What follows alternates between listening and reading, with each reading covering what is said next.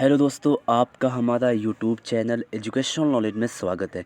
जैसा कि दोस्तों मैंने कहा था आपको कि कल सुबह 10 बजे तक आपको हिंदी की वीडियो अपलोड होने मिल जाएगी, लेकिन नेटवर्क की प्रॉब्लम चल रही है, अपलोड करने में समय लग रहा है। ठीक है, तो आपको 10 बजे तक हालांकि उम्मीद की जाती है किसी भी तरीके से आपको अपलोड करके दे दिया जाए। दोस्तों आज जो होने वाला वो आपका हिंदी का वीडियो होने वाला, जो कि बहुत ही सटीक 50 क्वेश्चन होने वाले, वो आपके रेलवे स्टेनोग्राफर के लेके और अन्य स्टेट के भी एग्ज़ाम को लेके बहुत ही बेहतरीन होने वाले हैं। और रही बात जीके जीएस की, तो जीके जीएस में कोशिश करता हूँ कि शाम तक वो वीडियो अपलोड कर दी जाए। अगर शाम तक नहीं हो पाते तो मैं कल तक जीके जीएस का और रीजनिंग के क्वेश्चन कल अपलोड कर दूंगा। आज शाम तक कोशिश रहेगी कि आज कर दी जाए, नहीं तो कल अपलोड मिल जाएगी। तो चलते हैं क्वेश्चन का पहला क्वेश्चन सॉल्व करते हैं। 50 क्वेश्चन हिंदी, ज़्यादा देर ना हो, आप लोग अपनी तैयारी, जो भी तैयारी कर चुके हो वो अपनी तैयारी चेक करते रहें। तो चलिए देखिए, पूछा गया हिंदी में वर्णों की संख्या कितनी हो। दोस्तों ये आपको पता होगा कि हिंदी में वर्णों की संख्या जो होती है वो आपकी 52 होती है। ऑप्शन नंबर ए इसका सही आंसर होगा। ठीक है, इसमें क्या होते हैं, 35 व्यंजन होते हैं। ठीक है, उसके बाद क्या 13 स्वर हो जाते हैं, 4 संयुक्त व्यंजन हो जाते हैं। ठीक है, तो ये टोटल आपके 52 हो जाते हैं हिंदी में वर्णों की संख्या। फिर नेक्स्ट क्वेश्चन देखें, ग्रीस में कौन संधि। दोस्तों आपको मालूम होगा कि बड़ा आ, बड़ी ई, बड़ा ओ, ये जब मिलते हैं तो इनका विकार होता है, यानी कि ये दीर्घ संधि पे हो जाता है। इसका जो संधि विच्छेद होगा ग्री पर ईश। ठीक है, इसका ये दीर्घ संधि होता है, ग्री पर ईश इसका हो जाता है ग्रीस हो जाता है। फिर नेक्स्ट क्वेश्चन देखिए, निम्नलिखित में से कौन सा गुणवाचक है। ठीक है दोस्तों, गुणवाचक कैसे पहचाने। दोस्तों गुणवाचक जो होता है यानी उसकी गुण क्या है, कैसा है। दोस्तों इसका जो होगा ये आपका पीला होगा, यानी कि ऑप्शन नंबर सी इसका गुणवाचक होता है। गुणवाचक किसे कहते हैं, जिस शब्द से संज्ञा या गुण दशा स्वभाव आदि प्रकट हो उसे हम गुणवाचक संज्ञा कहते हैं। फिर नेक्स्ट क्वेश्चन देखिए, 7वां क्वेश्चन देखिए, अन्वय का संधि विच्छेद क्या है। दोस्तों अन्वय का जो संधि विच्छेद, दोस्तों ये एक संधि मैं आपको बता दूं, ये जो संधि जाती है आपकी यड़ संधि में जाती है। दोस्तों आपकी तैयारी जो भी है उसको आप चेक करते हैं, ये जो संधि जाती है आपकी यड़ संधि में जाती है। इसका जो विच्छेद होगा, इसका विच्छेद जो होगा वो होगा अनु प्लस अ, यानी कि अन्वय। ठीक है, अनु प्लस अ इसका अन्वय हो, यानी कि जो ऑप्शन इसका होगा वो होगा ऑप्शन नंबर ये ऑप्शन नंबर डी जो होगा इसका सही आंसर होगा। फिर नेक्स्ट क्वेश्चन देखिए, निम्नलिखित में से कौन सा पुल्लिंग शब्द है। पुल्लिंग शब्द के लिए कई तरीके से पहचाना जाता है दोस्तों, प्रयोग के आधार पे, रचना के आधार पे, बनावट के आधार पे और अर्थ के आधार पे। लेकिन सही शब्द होता है, आप किसी भी तरीके से इसको निकाल सकते हैं। तो आप आंसर भी साथ साथ देते रहें ताकि आपकी तैयारी कितनी ये भी पता होती रहे। दोस्तों इसमें जो आपका पुल्लिंग शब्द है दोस्तों वो है आपका कास्ट, यानी कि ऑप्शन नंबर सी इसका सही आंसर होगा। ठीक है, कास्ट के साथ साथ मैं और कुछ आपको पुल्लिंग शब्द बताया, जैसे कि मित्र आपका पुल्लिंग होता है। ठीक है, दुख आपका पुल्लिंग होता है, सुख आपका पुल्लिंग होता है, लोभ, क्रोध, ऐसे शब्द जो होते हैं वो आपकी पुल्लिंग में आते हैं। 9 क्वेश्चन देखिए कि निम्नलिखित में से किस शब्द की वर्तनी शुद्ध है। दोस्तों किस शब्द की वर्तनी शुद्ध है, चारों देखिए अहिल्या का ही लिखा हुआ दोस्तों, तो इसका सही जो होता है दोस्तों वो आपका होता अहल्या होता है, यानी कि ऑप्शन नंबर ए इसका सही होगा अहल्या। ठीक है, फिर नेक्स्ट क्वेश्चन देखिए, क्वेश्चन नंबर 10 देखिए, जहाँ समानता, जहाँ वाक्य की गति अंतिम रूप ले ले, यानी कि एकदम समाप्ति का रूप ले ले, विचार के तार एकदम टूट जाएं, वहाँ किस विराम चिन्ह का प्रयोग किया जाए। दोस्तों ये तो बहुत ही आसान क्वेश्चन दोस्तों, जहाँ पे पूरी तरीके से सांस टूट जाती है, हम पूरा विराम ले लेते हैं, उसे हम कहते हैं पूर्ण विराम, यानी कि ये लोगो इसका होता है। ठीक है दोस्तों, तो उम्मीद करते हैं कि आपका प्रैक्टिस क्वेश्चन जो होता है बहुत अच्छा ही चल रहा है। फिर नेक्स्ट क्वेश्चन देखिए, क्वेश्चन नंबर 11 देखिए, हिंदी व्याकरण में संज्ञा के मुख्यतः कितने भेद होते हैं। दोस्तों ये तो आपका बच्चों वाला क्वेश्चन होंगे, संज्ञा के भेद जो होते हैं वो होते हैं आपके 5। ठीक है, 5 भेद आपके होते हैं। दोस्तों ऐसे ही एग्ज़ाम में आपके आने वाला है, बिल्कुल इससे भी, अभी तो इससे भी हाई में लेवल उठाने वाला हूँ, लेकिन अभी आपको नॉर्मल से धीरे धीरे उठाता चलूँगा मैं। ठीक है, तो क्वेश्चन नंबर 12 देखिए, निम्नलिखित में से किस शब्द में जातिवाचक संज्ञा, यानी कि जातिवाचक संज्ञा जो होती है दोस्तों वो किसी जात का बताया, यानी कि जैसे देखिए ये गिरोह है, बुढ़ापा है, जुलाहा है, वाराणसी है। वाराणसी एक किसी पार्टिकुलर प्लेस का, यानी कि ये जातिवाचक संज्ञा नहीं है। बुढ़ापा ये भाववाचक संज्ञा दे दिया। गिरोह यानी कि एक सभा की बात कर रहे हैं, यानी कि जो इसका सही आंसर दोस्तों होगा वो होगा आपका जुलाहा। ऑप्शन नंबर बी इसका सही आंसर होगा जुलाहा। फिर नेक्स्ट क्वेश्चन देखिए, निम्नलिखित में से कौन सा वाक्य अपूर्ण भूतकाल का है, यानी कि भूतकाल का पूछे तो अपूर्ण भूत यानी कि जो अभी पूरा नहीं हुआ। तो जो अभी पूरा नहीं हुआ यानी क्या होगा, सुदेश गीत गा रहा था, ये अभी पूरा हो ही ना हुआ है। ठीक है, अपूर्ण मतलब जो अभी पूरा ना हुआ, तो जो पूरा नहीं हुआ है वो पूरा यही हुआ कि सुदेश गीत गा रहा था। ठीक है, फिर नेक्स्ट क्वेश्चन देखिए, निम्नलिखित में से कौन सा स्त्रीलिंग शब्द है। स्त्रीलिंग दोस्तों मैंने बताया कि ये सब पहचानने के लिए आप रचना के आधार पे, प्रयोग के आधार पे, अर्थ के आधार पे पहचान सकते हैं। ठीक है, तो दोस्तों स्त्रीलिंग जो कहते हैं दोस्तों, वो सभा जो है आपका वो स्त्रीलिंग के अंतर्गत आता है।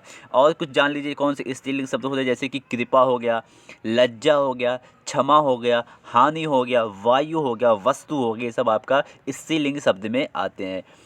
फिर नेक्स्ट क्वेश्चन देखिए, लता का बहुवचन क्या होगा दोस्तों, ये बहुत आसान क्वेश्चन है। लता का जो बहुवचन होता है वो होता है आपका लताएं, यानी कि ऑप्शन नंबर जो होता है वो होता है आपका ए, इसका सही आंसर होगा लताएं। ठीक है, बहुवचन अकरान जो शब्द होते हैं दोस्तों, स्त्रीलिंग एक वचन संज्ञा शब्दों के अंत में हम ए पे लगा के उसका बहुवचन बनाया जाता है, यानी कि लताएं इसका सही आंसर होगा। फिर क्वेश्चन नंबर 16 देखिए, वह भूख से बेचैन है, इस वाक्य में किस कारक का प्रयोग होता है। वह भूख से बेचैन है, यानी कि क्या होगा दोस्तों, इसका भूख से बेचैन कर्ता ने क्रम को करण से, यानी कि भूख से, यानी कि इसका जो कारक होगा वो होगा करण कारक। ठीक है, तो यहाँ तक आपको क्वेश्चंस अच्छे से समझ में आ रहा होगा। ठीक है, आज क्वेश्चन अच्छे, इस वजह से मैं आराम से क्वेश्चन तेज़ी से ले चल रहा हूँ ताकि बहुत आसान क्वेश्चन आज हैं, कल हो सकता है इससे टफ लेवल बनाया जाए। ठीक है, तो 17 क्वेश्चन देखिए, प्रयोग के आधार पे हिंदी के सर्वनाम कितने होते हैं दोस्तों, ये बहुत आसान क्वेश्चन है। संख्या 5 होते हैं, सर्वनाम 6 होते हैं, यानी कि ऑप्शन नंबर ए इसका राइट आंसर होगा। फिर नेक्स्ट क्वेश्चन देखिए, निम्नलिखित में से कौन सा निश्चयवाचक दोस्तों, निश्चयवाचक सर्वनाम किसे कहते हैं। निश्चय यानी कि यह मेरी, यानी कि 100% बताना कि यह मेरा है।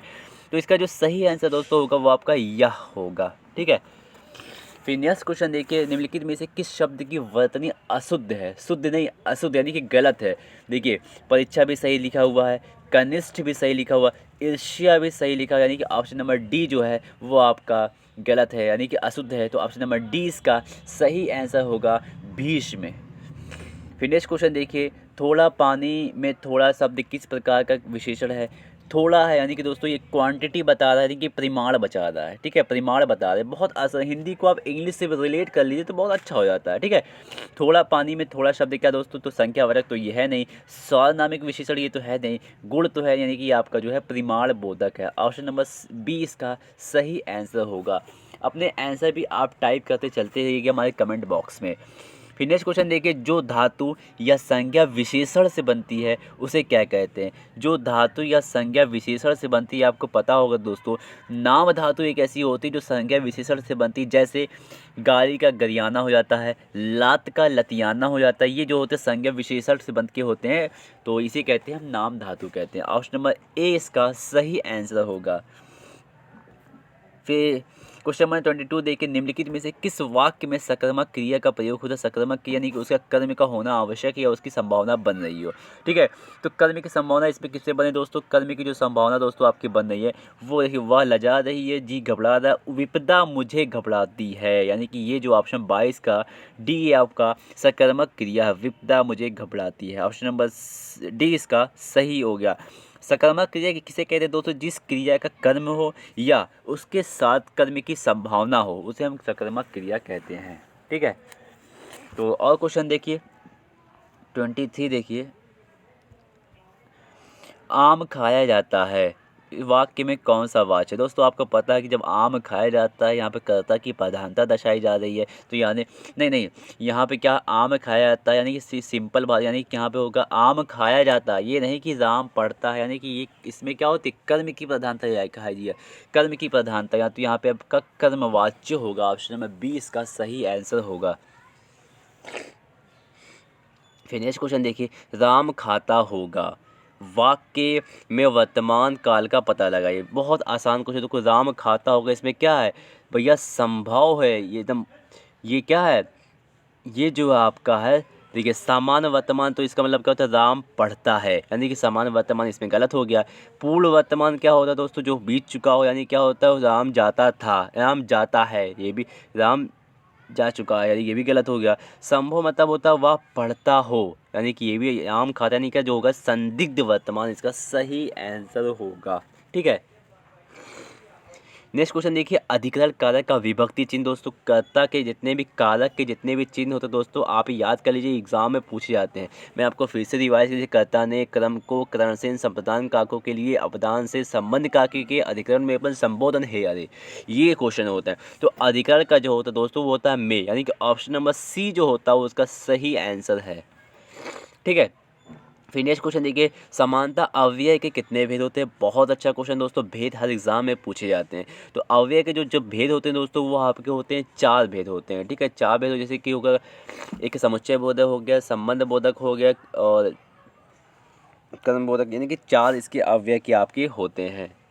ठीक है, 27वां क्या होता है कि समास में पूर्व पद प्रधान होता है। दोस्तों आपको पता होगा पूर्व पद जो प्रधान होता है वो आपका होता है अव्ययी में, यानी कि अव्ययी का जो होता है वो पहला पद प्रधान होता है। पहला पद ना होने से सारे भी, जैसे होता है भरपेट। ठीक है, तो अगर आप खाली पहला पद प्रधान ना हो कि पेट देखेंगे तो पेट में कुछ नहीं होता, लेकिन अगर भरपेट होने के लिए भरपेट खाना खाया हुआ। ठीक है, तो आपका ये भी हो गया। 28 क्वेश्चन देखिए, भरोसे में शब्द का कौन सा रूप है। तो भरोसे ये देखिए क्या है, क्रिया विशेषण है, संबंध बोधक है, समुच्चय बोधक है, विशेषण है। भरोसे क्या है दोस्तों, जो दोस्तों आपका जो भरोसे है ना वो किसी, यानी कि आपका संबंध दर्शाता है, किसी के साथ आपका भरोसा हुआ, यानी कि आपका ऑप्शन नंबर सी इसका सही आंसर होगा।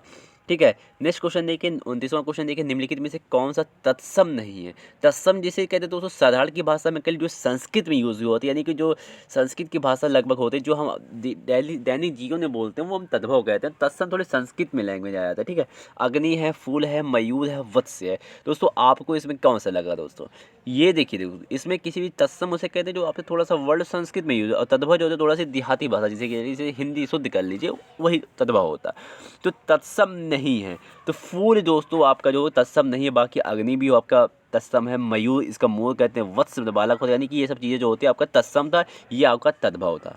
ठीक है, नेक्स्ट क्वेश्चन देखिए, निम्नलिखित में से कौन सा सब तद्भव नहीं, यहाँ पे क्या है तद्भव नहीं है। देखिए आग क्या है, ठीक है, ये भी आपका क्या है तद्भव है। पिया क्या है, हृदय का पिया होता है, यानी कि ये भी आपका तद्भव हो गया है। ठीक है, वचन और 14 दोस्तों देखिए 14 क्या होता है दोस्तों, ठीक है 14 भी आपका क्या है तत्सम है, यानी कि वचन जो है आपका ये आपका तद्भव नहीं है, ये आपका तत्सम है। वचन जो है आपका तत्सम है। ठीक है, ये आपका तत्सम है, यानी कि ऑप्शन नंबर डी इसका सही हो जाएगा।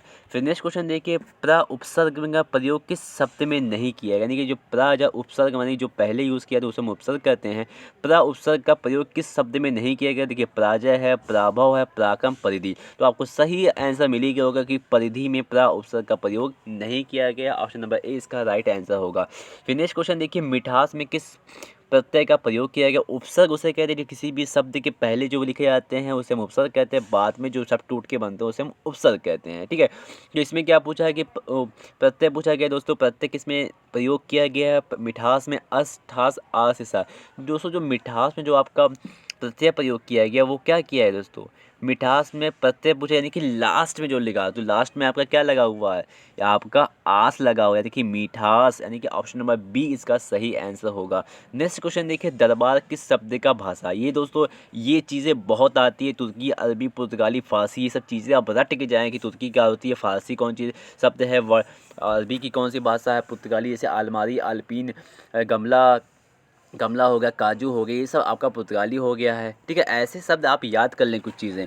दरबार किस शब्द का भाषा, किस शब्द का दरबार जो दो है दोस्तों है वो है आपका फारसी का है, दरबार आपका फारसी शब्द का है। ठीक है, फिर नेक्स्ट क्वेश्चन देखिए, जिन शब्दों की उत्पत्ति का पता नहीं चलता उन्हें क्या कहा है दोस्तों, आपको पता होगा जिन शब्दों का व्युत्पत्ति का पता नहीं चलता उन्हें आप क्या कहते हैं, उन्हें आप कहते हैं देशज, यानी कि जो हमारे देश से ऐसे उभे, जैसे लोटा हो गया है। ठीक है, ऐसी चीज़ें जो होती हैं वो आपका देशज कहते हैं। फिर नेक्स्ट क्वेश्चन देख लीजिए कि निम्नलिखित में से कौन सा विशेषण है, यानी कि विशेषण किसे कहते हैं, इंग्लिश में आपको पता होगा विशेषण तो आप इंग्लिश में एडजेक्टिव कहते हैं। ठीक है, तो इसका देखो गुलाब, ये भी क्या होगा, ये आपका संज्ञा होगा। जय, चरित्र, नागरिक। ठीक है, इसमें जो होता है उसका चरित्र खराब है, यानी कि उसका वो नागरिक, इस विशेषण शब्द कौन सा, ये होता है नागरिक। विशेषण जो है वो दोस्तों वो आपका नागरिक, यानी कि ऑप्शन नंबर सी इसका सही जवाब होगा। ठीक है, लंबोदर किस कौन समास को लंबोदर में कौन समास दोस्तों बहुत शब्द ऐसे होते हैं जो इसका तीसरे शब्द का निर्माण कर, इसे लंबोदर किसके कहते हैं। लंबोदर जो होता है दोस्तों वो किसे कहा जाता है दोस्तों, आपको पता होगा कि जो लंबोदर कहा जाता है वो आपका बहुव्रीहि समास का होता है, यानी कि तीसरे पद का निर्माण करता है। ठीक है, तो इसका क्या हो जाएगा, बहुव्रीहि समास। ऑप्शन नंबर ए इसका सही आंसर होगा। फिर नेक्स्ट क्वेश्चन, निम्नलिखित में से कौन सा संज्ञा पदबंध नहीं है। संज्ञा पदबंध दोस्तों क्या होता है। ठीक है दोस्तों, संज्ञा पदबंध क्या होता है। संज्ञा पदबंध शेर के समान बलवान, ये संज्ञा के पदबंध नहीं है। शेर के समान ये संज्ञा पदबंध नहीं है बल्कि विशेषण पदबंध है। वाक्य का वह भाग जिसमें एक से अधिक पद परस्पर संबंध होकर अर्थ तो देते हैं किंतु पूरा अर्थ नहीं देते हैं, वो पदबंध कहलाते हैं। यानी कि शेर के समान बलवान ये क्या है, आपका संज्ञा पदबंध नहीं है। ठीक है, फिर नेक्स्ट क्वेश्चन देखिए, निम्नलिखित में से मिश्र वाक्य कौन से दोस्तों तीन प्रकार के होते हैं। एक होता है सरल वाक्य, संयुक्त वाक्य, मिश्र वाक्य। मिश्र वाक्य क्या है दोस्तों, देखिए इसमें मेरे आते ही वर्षा होने लगी, उसके जाने के बाद वर्षा होने वह घर से निकला और वर्षा होने लगी, जो ही वह घर से निकला वो वर्षा हो। इसमें क्या मिश्र वाक्य दोस्तों, इसमें कौन सा दोस्तों, इसमें जो आपका मिश्र वाक्य वो आपका ऑप्शन नंबर डी, जो ही वह घर से निकला वर्षा होने लगी। ठीक है, फिर नेक्स्ट क्वेश्चन देखिए, ये आपका मिलान करता है, यानी कि संख्या को मिलाना है कि, तो ये दोस्तों इसमें बहुत आसान क्वेश्चन और याद अलावा करके एग्जाम में दिया जाता है, इसको आप पूछ के बहुत आसान। भारत जैसे अधिक जनसंख्या वाले देशों के लिए, ठीक है ऑप्शन आपका मिल ही गया, भारत जैसे अधिक जनसंख्या वाले देशों के लिए कुटीर उद्योग अत्यंत उपयोगी और सिद्ध होगा। आपको मिल गया होगा भारत जैसे अधिक जनसंख्या देश वाले, यानी कि ऑप्शन नंबर ला जो होगा वो पहला होगा, ला के बाद या होगा, तो ऑप्शन नंबर ए इसका सही आंसर होगा। ठीक है, नेक्स्ट क्वेश्चन देखिए, निम्नलिखित में से कौन सा वाक्य अशुद्ध है। कौन सा वाक्य अशुद्ध दोस्तों, इसमें श्री कृष्ण के अनेक नाम है, वह भारी भीड़ लगी है, इस समय आपकी आयु 40 वर्ष की है, साहित्य एवं जीवन का अभिन्न अंग है।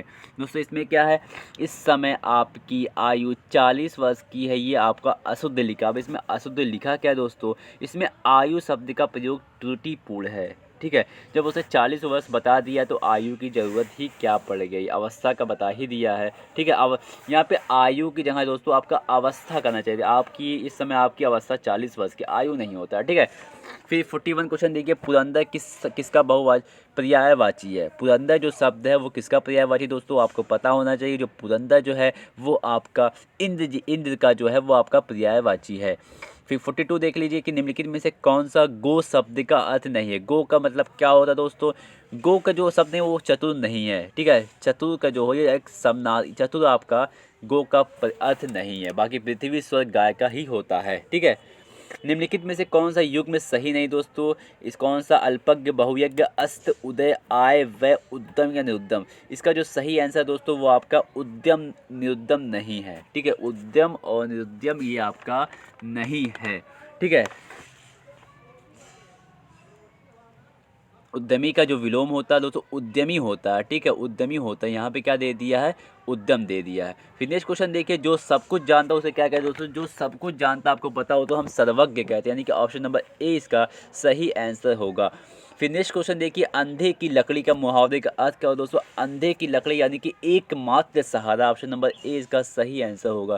फिर नेक्स्ट क्वेश्चन देख लीजिए, 46 के करोड़ रस का स्थायी भाव क्या होगा दोस्तों, आपको पता होगा करोड़ रस का अस्थायी भाव होता है वो आपका शोक होता है, यानी कि ऑप्शन नंबर सी इसका राइट आंसर होगा।